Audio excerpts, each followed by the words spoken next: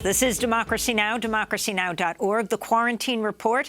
I'm Amy Goodman with Nermeen Sheikh. We're broadcasting from the epicenter of the pandemic. As we turn now to look at the tremendous emotional toll the coronavirus is taking on families when loved ones are forced to battle COVID alone in hospitals or at home. The virus is so contagious that hospitals have been forced to ban family members from tending to their sick relatives in person, often making healthcare workers and the staff of the hospital the only human contact for dying patients who are relying on technology to say their goodbyes to their loved ones. These extraordinary circumstances have led to a surge in the need for palliative care specialists, doctors and nurses who focus on relieving pain and supporting patients and their families who are facing such severe, chronic, or fatal illness. For more on palliative care, we're going to Carmel, New York, where we're joined by Diane Meier, director of the Center to Advance Palliative Care, a professor of geriatrics and palliative medicine at Icahn School of Medicine at Mount Sinai. She helped start a 24-hour palliative care hotline for COVID-19 patients in New York City that served nearly 900 people in a 4-week period. Professor Meier, it's great to have you back on Democracy Now!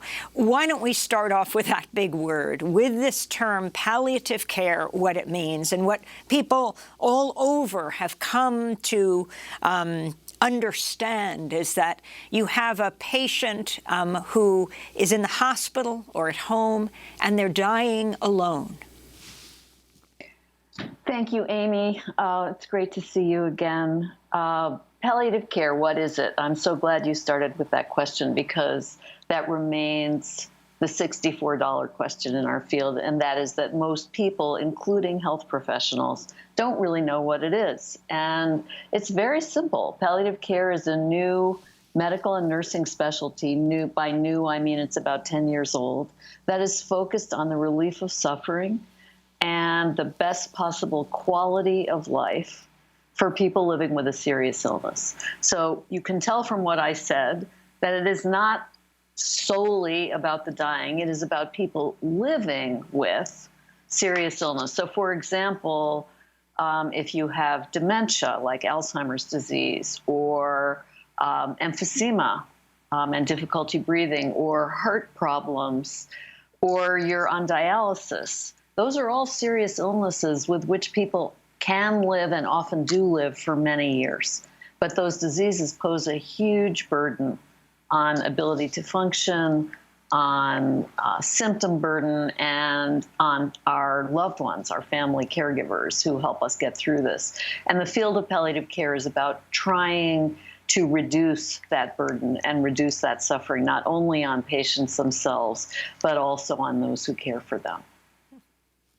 Dr. Meier, could you talk about what the effect of this virus has been on palliative care and end-of-life care?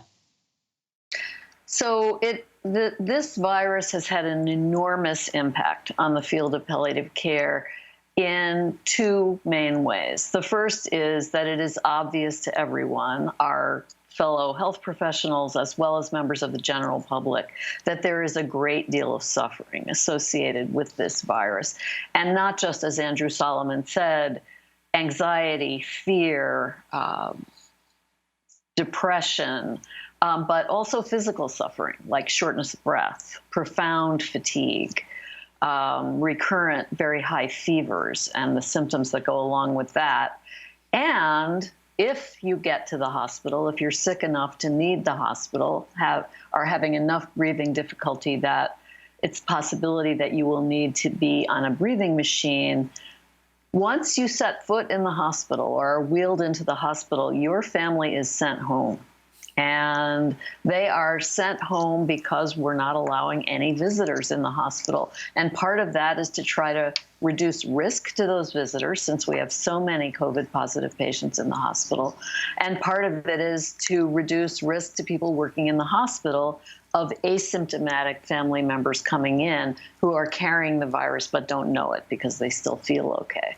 So under normal circumstances of serious illness, the one thing we can rely on, the one thing that is the silver lining of the experience is our relationship with our family and our other loved ones, is the human connection that grows and strengthens in a period of serious illness.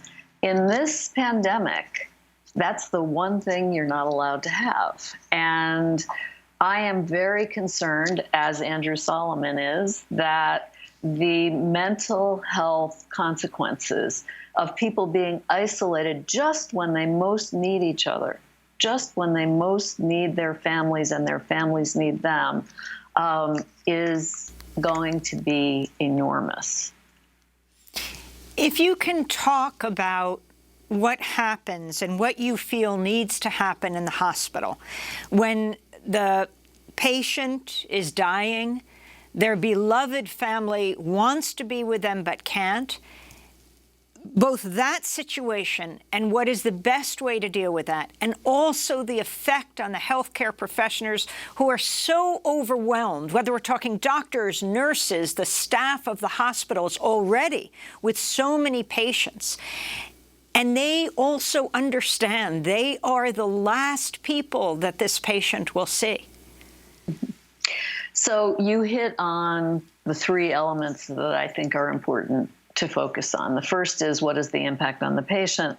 The second, what is the impact on family and other loved ones? And the third is, what is the impact on clinicians, healthcare workers who are a witness to this?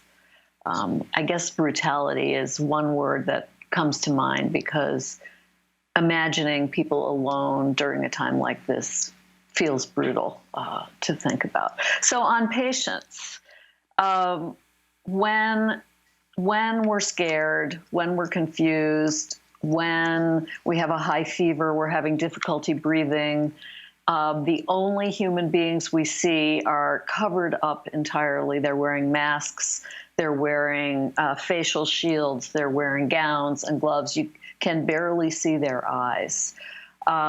It is as if you are in contact with Martians, not human beings. And on top of that, in order to protect healthcare workers, every hospital is maximizing the attempt to keep healthcare workers out of the patient's rooms. So, for example, we're setting people up with IVs and pumps that can be put outside the room with very long tubing, so that nurses and other staff do not need to repeatedly enter the patient's room. So not only are they completely covered in personal protective equipment, their time in the patient's room is 90% less than it normally would be.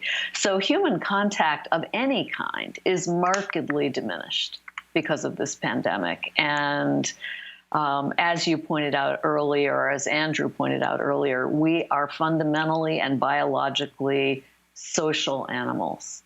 And when you remove all of the warmth and the interaction and the human contact that we evolved to be critically dependent on, the distress and suffering and confusion is inconceivable. Then let's move on to families. Amy, you will remember this, that when families talk to us about looking back on the serious illness or death of a loved one, they always talk about the same two things. One is that their loved one was comfortable, that they weren't in terrible pain or shortness of breath or very agitated. And the second thing they say is, we were all there. We were all there.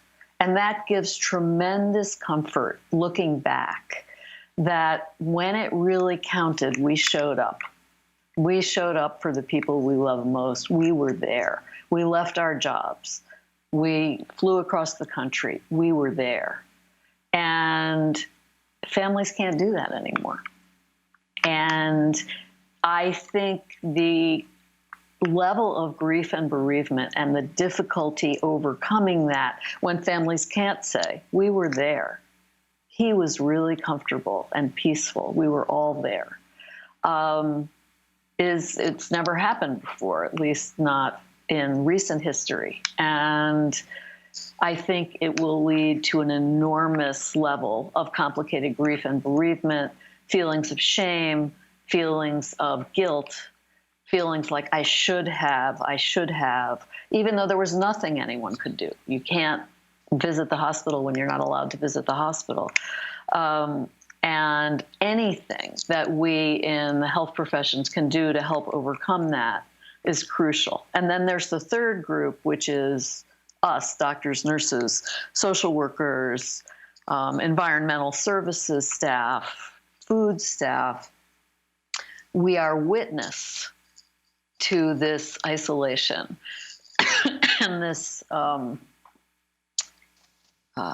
of, I don't know if stigmatization is the right word, but when you isolate someone and you try to keep staff out of the room and you don't let families in because the patient has COVID and no one wants to come, we don't want anyone to come near them, there is a kind of stigmatization that goes with that, and that suggests that the patient has become a danger to others, not only to him or herself, but also to others. And that dehumanizes the patient. And so I'm very concerned about how the normal instincts of doctors and nurses and social workers and everyone who works in the healthcare system, which is to care and show human support and warmth and to smile and to joke around and to remind the patient that he or she is still part of the human family. All of those have gone away. So that brings me to what can we do? We have 20 seconds. Oh, okay. Well, we'll have to talk about that another time, but there's a lot that we can do. Well, why don't we say that. There will be a post show right now, and we will post it online at democracynow.org. People can go right to it. We want to thank Dr. Diane Meier, Director of the Center for Advance Palliative Care and Professor of Geriatrics and Palliative Medicine at the Icahn School of Medicine at Mount Sinai. And a very happy landmark birthday to our colleague, Erin Dooley. That does it for our show. Democracy Now! Is working with as few people on site as possible. The majority of our amazing team is working from home. Democracy Now! Is produced with Renee Feltz, Mike Burke, Dina Guzder, Libby Rainey, Nermeen Sheikh, Harla Wills, Tammy Warrenoff, Tarina Nadura, Sam Alkoff, Tamer Studio, John Hamilton, Robbie Karen. Special thanks to Julie Crosby. I'm Amy Goodman with Nermeen Sheikh. Thanks for joining us.